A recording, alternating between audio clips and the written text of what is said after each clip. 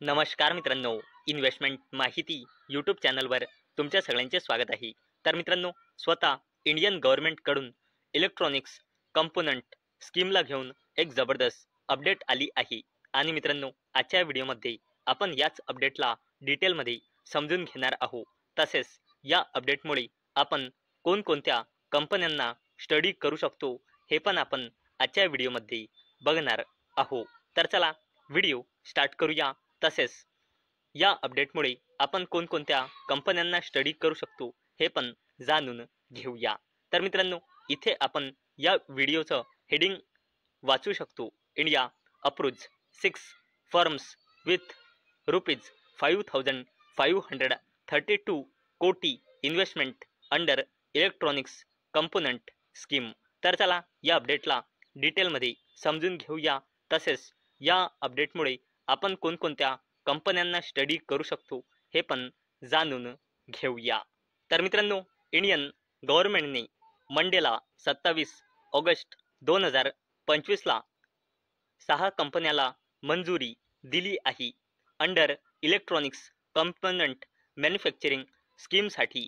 आणि मित्रांनो, या 6 कंपन्यांनी टोटल प्रपोज इन्व्हेस्टमेंट केला होता 5,532 कोटी रुपयांचा आणि यांचा कंबाईन प्रोडक्शन टार्गेट होता 44,406 कोटी रुपये. आणि मित्रांनो, ज्या कंपन्याच्या प्रपोजलला इंडियन गव्हर्नमेंटकडून मंजुरी मिळाली आहे त्या कंपन्यामध्ये केन्स सर्किट, जी केन्स टेक्नॉलॉजी इंडिया लिमिटेड या कंपनीची सबसिडरी कंपनी आहे. सिरमा स्ट्रॅटेजिक इलेक्ट्रॉनिक्स, जी सिरमा SGS टेक्नॉलॉजीची सबसिडरी कंपनी आहे. तसेच SRF लिमिटेड आणि एसेंट सर्किट या कंपनीचे नाव इन्क्लूड आहे. आणि मित्रांनो, शेअर मार्केटमध्ये केन्स टेक्नॉलॉजी, सिरमा, SGS आणि SRF लिमिटेड या 3 कंपन्या लिस्टेड आहे.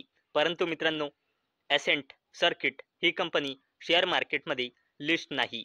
आणि मित्रांनो, या अपडेटमुळे पुढे आहे की union information and broadcasting minister Ashwini Vaishnaw यांनी सांगितले की या मंजुरीमुळे इंडियाचा इम्पोर्ट बिल 20,000 कोटी रुपयांनी कमी होईल, असे अश्विनी वैष्णव यांनी सांगितले आहे.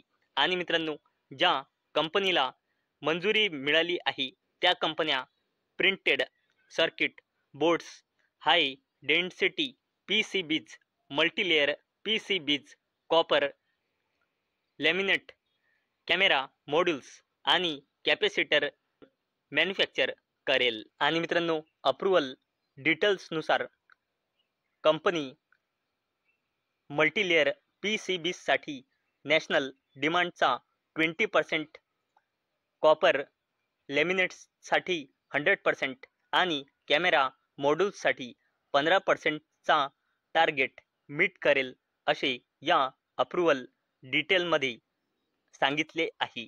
तर चला मित्रांनो, आता आपण जाणून घेऊया या अपडेटमुळे आपण कोणकोणत्या कंपनीला स्टडी करू शकते.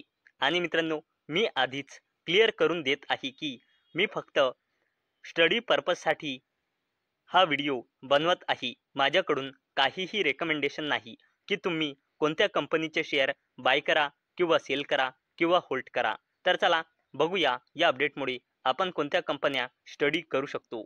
तर मित्रांनो, या अपडेटमुळे आपण केन्स टेक्नॉलॉजी इंडिया लिमिटेडला स्टडी करू शकतो.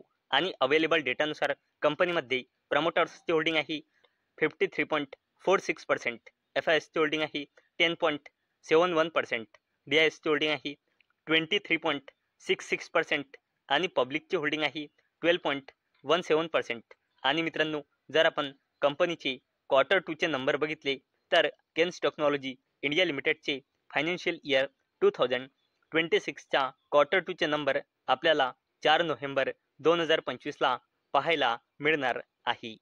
आणि मित्रांनो, जर आपण केन्स टेक्नॉलॉजी इंडिया लिमिटेडची कन्सॉलिडेटेड बॅलन्स शीट बघितली तर कंपनीचा रिझर्व अँड सरप्लस लगातार वाढत आहे आणि करंटली आहे जवळपास 2800 कोटी रुपये.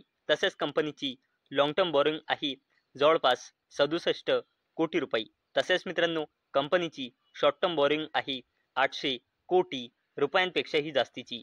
तसेच कंपनीचा कॅश अँड कॅश इक्विव्हॅलंट्स आहे 1000 कोटी रुपयांपेक्षाही जास्तीचा आणि कॉन्टिंजंट लायबिलिटीज आहे 550 कोटी रुपये.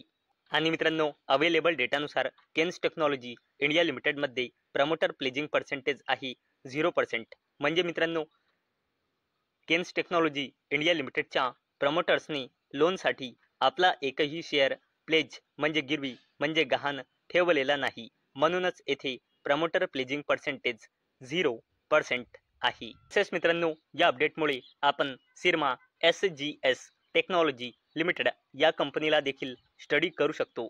आणि अवेलेबल डेटानुसार कंपनीमध्ये प्रमोटर्सची होल्डिंग आहे 42.98%, FISची होल्डिंग आहे 7.02%, DISची होल्डिंग आहे 16.38% आणि पब्लिकची होल्डिंग आहे 33.53%. आणि मित्रांनो जर आपण सिरमा SGS टेक्नॉलॉजी लिमिटेड या कंपनीची कन्सॉलिडेटेड बॅलन्स शीट बघितली तर कंपनीचा रिझर्व अँड सरप्लस लगातार वाढत आहे आणि करंटली आहे जवळपास 1600 कोटी रुपये. लॉंग टर्म बॉरोइंग आहे जवळपास 62 कोटी रुपये. शॉर्ट टर्म बॉरोइंग आहे जवळपास 550 कोटी रुपये. कंपनीचा कॅश अँड कॅश इक्विव्हॅलंट्स आहे जवळपास 300 कोटी रुपये आणि कंपनीची कॉन्टिंजंट लायबिलिटीज आहे जवळपास 11 कोटी रुपये. आणि मित्रांनो कॉन्टिंजंट लायबिलिटी जेवढी कमी असते तेवढा त्या कंपनीसाठी एक पॉझिटिव्ह साईन मानला जातो. आणि मित्रांनो सिरमा SGS टेक्नॉलॉजी लिमिटेड या कंपनीमध्ये सुद्धा प्रमोटर प्लेजिंग पर्सेंटेज आहे 0%. तसेच मित्रांनो SRF लिमिटेड या कंपनीला सुद्धा आपण या अपडेटमुळे स्टडी करू शकतो. आणि अवेलेबल डेटानुसार कंपनीमध्ये प्रमोटर्सची होल्डिंग आहे 50.26%, FISची होल्डिंग आहे 17.98%, DISची होल्डिंग आहे 19.53% आणि पब्लिकची होल्डिंग आहे 12.20%. आणि मित्रांनो जर आपण SRF लिमिटेड या कंपनीची कन्सॉलिडेटेड बॅलन्स शीट बघितली तर कंपनीचा रिझर्व अँड सरप्लस लगातार वाढत आहे आणि करंटली आहे 12,000 कोटी रुपयांपेक्षाही जास्तीचा. लॉंग टर्म बॉरोइंग आहे जवळपास 2,000 कोटी रुपये. शॉर्ट टर्म बॉरोइंग आहे 2,500 कोटी रुपयांपेक्षाही जास्तीचा. तसेच कंपनीचा कॅश अँड कॅश इक्विव्हॅलंट्स आहे 350 कोटी रुपयांपेक्षाही जास्तीचा आणि SRF लिमिटेड या कंपनीची कॉन्टिंजंट लायबिलिटीज आहे करंटली 2,622.98 कोटी रुपये. आणि मित्रांनो SRF लिमिटेड या कंपनीमध्ये अवेलेबल डेटानुसार म्हणजे सप्टेंबर 2025च्या डेटानुसार प्रमोटर्सची होल्डिंग आहे 50.26% आणि प्रमोटर प्लेजिंग पर्सेंटेज आहे 0%. तर मित्रांनो आजच्या व्हिडिओमध्ये आपण सर्वात आधी बघितले की इंडियन गव्हर्नमेंटने इलेक्ट्रॉनिक्स कंपोनंट मॅन्युफॅक्चरिंग स्कीमच्या अंडर काही कंपन्याच्या प्रपोजलला मंजुरी दिली आहे. आणि मित्रांनो या अपडेटमुळे आपण कोणकोणत्या कंपन्यांना स्टडी करू शकतो हे पण आपण आजच्या व्हिडिओमध्ये जाणून घेतले आहे. तर मित्रांनो मला अपेक्षा आहे आजचा आपला व्हिडिओ तुम्हाला इन्फॉर्मेटिव्ह वाटला असेल.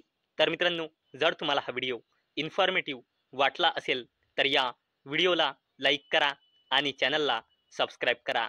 आणि मित्रांनो हा व्हिडिओ फक्त आणि फक्त एज्युकेशन पर्पजसाठी बनवलेला आहे.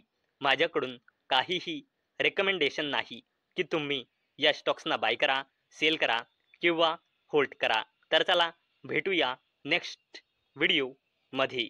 तोपर्यंत टाटा, बाय बाय.